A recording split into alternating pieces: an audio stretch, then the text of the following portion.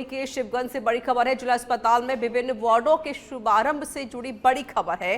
सांसद लुम्बाराम चौधरी ने उपस्थित समुदाय को संबोधित किया।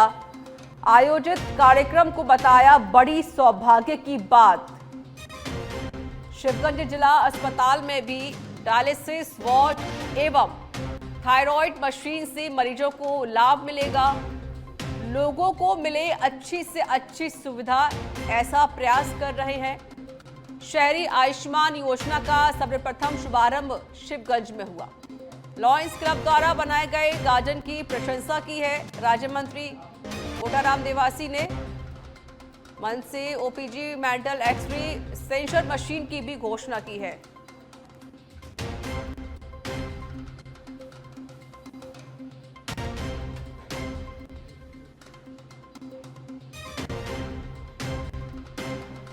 सिरोही के शिवगंज से जानकारी आपको दे रहे हैं। बता दें कि राज्य मंत्री कोटाराम देवासी ने सभी को संबोधित किया।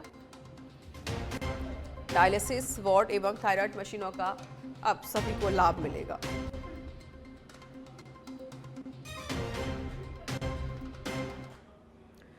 बूंदी जिले के दवलाना थाना क्षेत्र के ठिकरदा गांव में गुर्जर समाज के कुछ दबंगों के जरिए एक बार फिर हमला किए जाने का मामला सामने आया। इस हमले में कंट्रोल रूम बूंदी में पोस्टेड पुलिसकर्मी राजभवर घायल हुए। राजभवर ड्यूटी ऑफ होने के बाद एक पारिवारिक कार्यक्रम में शामिल होने के लिए अपने गांव आए हुए थे।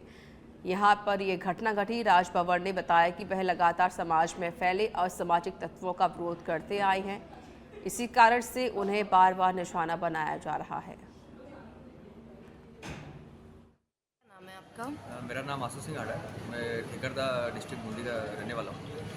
एक्चुअली परसों के दिन कल सुबह मेरे भाई जो हमारे मोहल्ले में कुछ गुर्जर समाज के असामाजिक तत्व हैं, जिनमें एक रणजीत सिंह हाड़ा, मांगीलाल गुर्जर है, जो ये भविष्य में ये पहले भी सजा याफ्ता मुजरिम है, जिनमें से एक उम्र कैद की सजा काट चुके हैं। उन लोगों ने एक हमारी पड़ोसी पे जानलेवा हमला किया।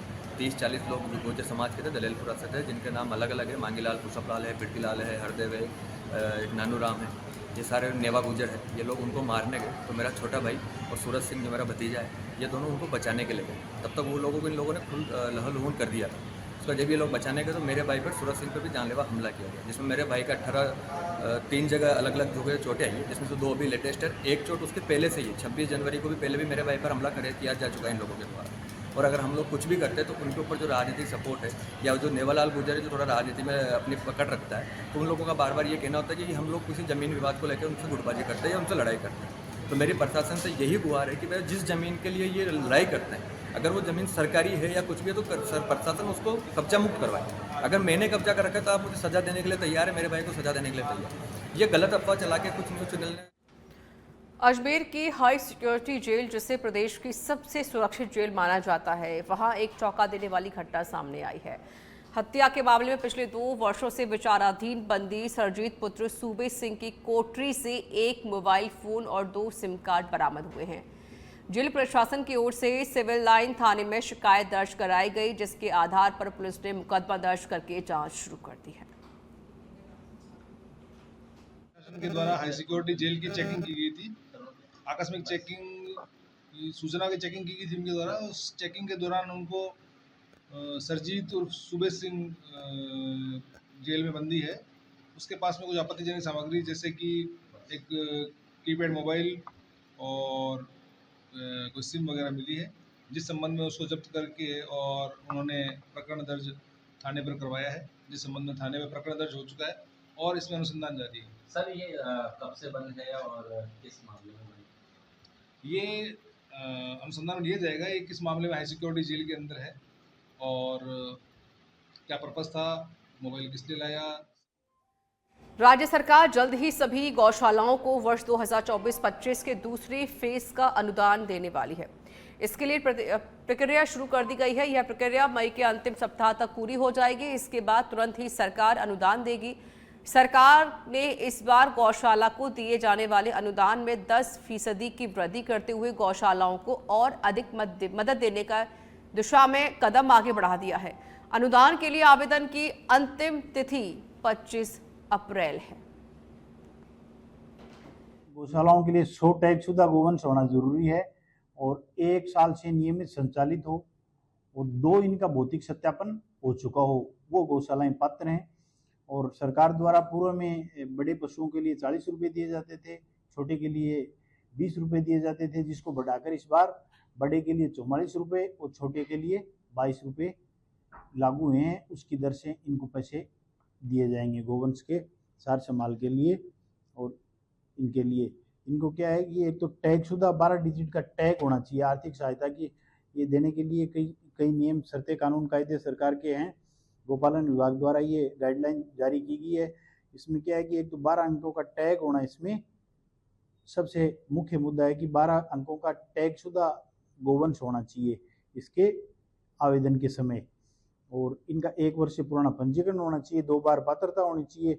और इनकी नंदीशालाओं के लिए जिला स्तरीय नंदीशाला के लिए 500 नंदियों की आवश्यकता है। पंचायत समिति स्तरीय नंदियों के लिए 250 की आवश्यकता है। और नंदीशालाओं को 12। और सीकर के श्री माधोपुर में देशी शराब की अवैध ब्रांच खुलने पर महिलाओं ने विरोध जताया है। वार्ड की महिलाओं ने हंगामा किया। बता दें कि कचियागढ़ में एक मकान के कमरे में देशी शराब की ब्रांच खुलने का आरोप है, जिसे बंद करवाने को लेकर विरोध जताया जा रहा है और जमकर नारेबाजी की गई है।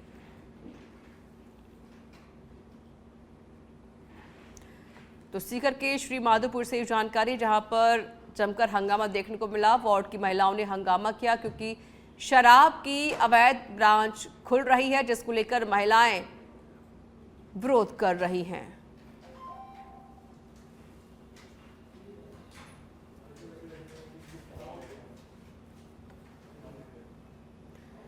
चित्तौड़गढ़ से बड़ी खबर है। नकली घी बनाने का भंडाफोड़ हुआ है। पुलिस ने किराए के गोदाम में छापा मारा। 1500 किलो नकली घी बरामद किया गया। अवैध कारोबारियों में हड़कंप मच गया है। पुलिस इस पूरे मामले की जांच कर रही है। तो बड़ी जानकारी दे रहे हैं, जहां पर 1500 किलो नकली घी बरामद किया गया है।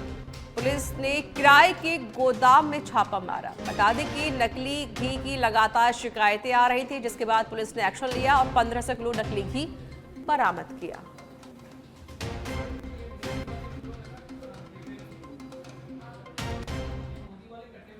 सिरोही के पिंडवाड़ा से बड़ी खबर है। अपने ही खेत में मिला अधेड़ किसान का शव मिलने की सूचना मिलते ही पिंडवाड़ा थानाधिकारी भी मौके पर पहुंचे हैं। मृतक के शव पर किसी भी प्रकार की कोई चोट के निशान नहीं है। पुलिस इस शव को कब्जे में लेकर अस्पताल के लिए रवाना हुई। पोस्टमार्टम के बाद ही मौत के कारणों का खुलासा हो सकेगा। पिंडवाड़ा थाना क्षेत्र के अजारी गांव का ये पूरा मामला बताया जा रहा है। सिरोही की पिंडवाड़ा से जानकारी है, जहां पर एक मृतक का शव मिला और शव पर किसी तरह का कोई भी निशान नहीं है, चोट का कोई निशान नहीं है। फिलहाल पुलिस पूरे मामले की जांच कर रही है। मृतक के शव को पोस्टमार्टम के लिए भेज दिया गया है।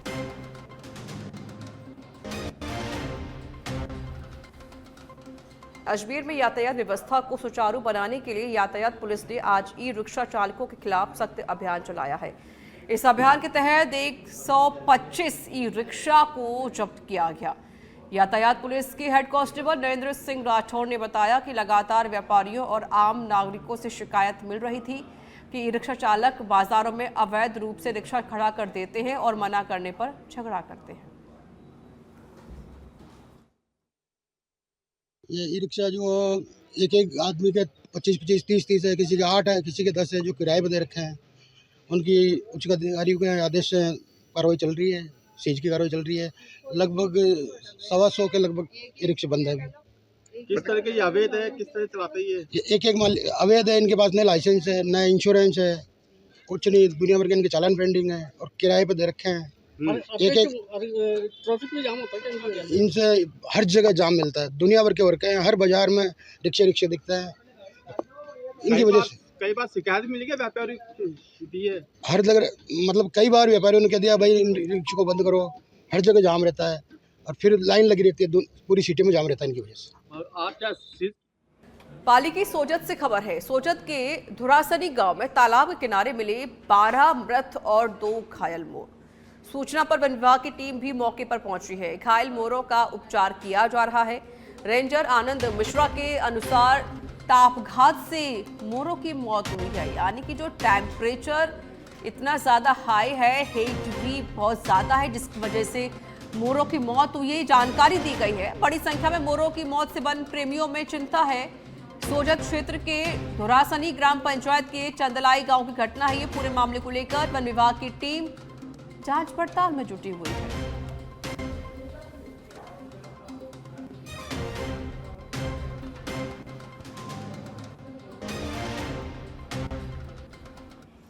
राजसमंद के भीम से खबर है। नसबंदी से महिला की मौत मामले में धरना दूसरे दिन भी जारी रहा। कल रात होने पर ग्रामीणों ने अस्थायी धरना स्थगित किया था। आज सुबह फिर उपजिला अस्पताल के बाहर धरना प्रदर्शन जारी है। उपजिला अस्पताल के बाहर परिजन और ग्रामीण धरने पर बैठे हुए हैं।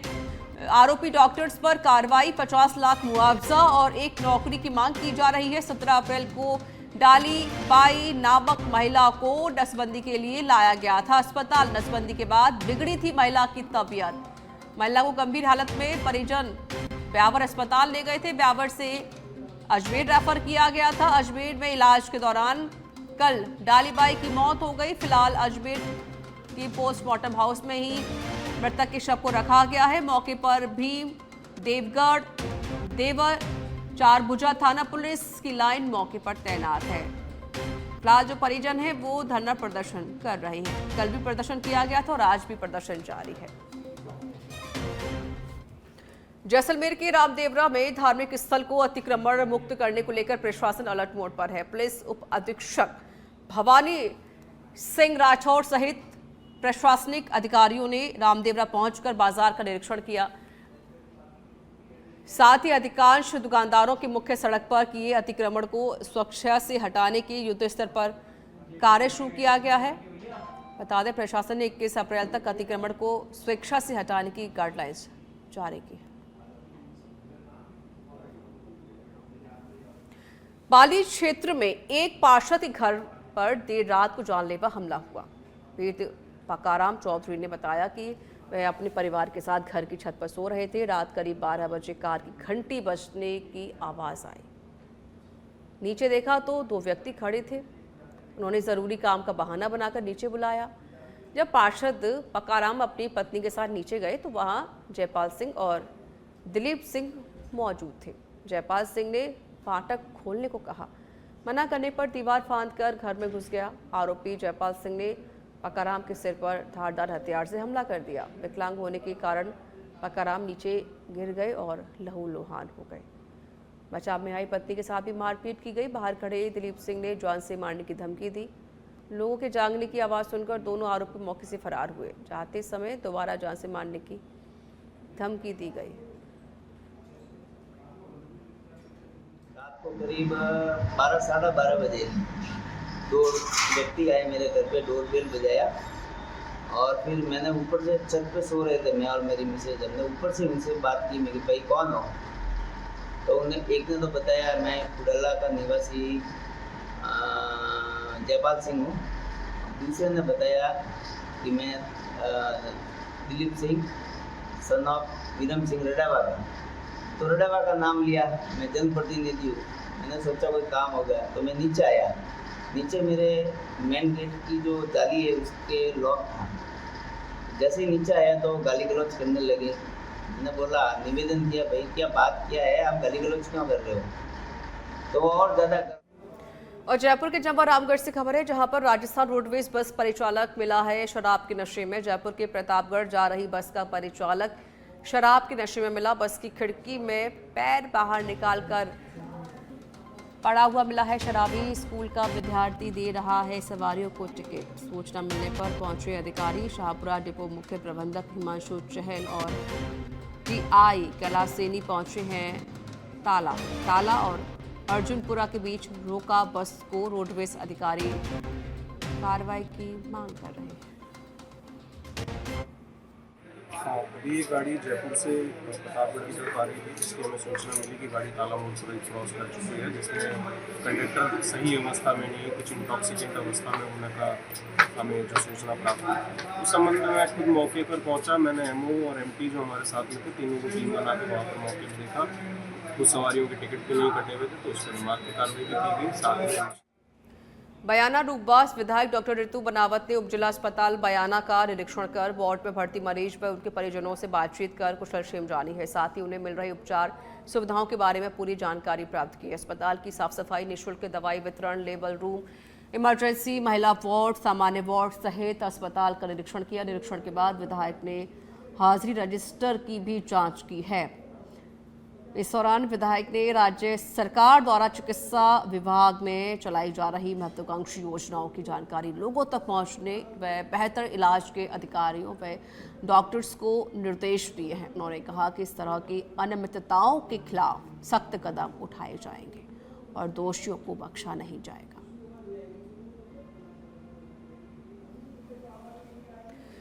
अलवर के सदर थाना अंतर्गत गांव लोहरबाड़ी में एक 22 वर्षीय विवाहिता ने जहर खा लिया और उसकी मौत हो गई। मृतका के पति ने भी कारणों को लेकर अनभिज्ञता जाहिर की है। बता दें कि मामले में मृतका के पीहर पक्ष को भी किसी तरह का शक नहीं है। फिलहाल पुलिस मामले की जांच कर रही है। थे अच्छे खासे लौट कर तो ऊपर लेटने चले गए, हारे थके हुए थे। भाभी की आवाज आई नीचे से कि उसको नीचे भेज दो, बच्चे रो रहे हैं दूध पिलाने के लिए। मैंने बोला नीचे चली जा, वो नीचे चली गई। फिर उसके बाद पता नहीं क्या हुआ, नीचे उतर का तो उसने दवाई खा रखी थी। फिर जल्दबाजी में उसको हॉस्पिटल ले आया। डॉक्टर ने क्या बताया? डॉक्टर ने बोला था कंडीशन नाम है सायरा। क्या हुआ था? अब तो साहब हम तो पता नहीं बता रहा। घर आते मतलब हम तो अस्पताल भाई हम। फोन किया क्या आपको? हाँ फोन किया। क्या बताया?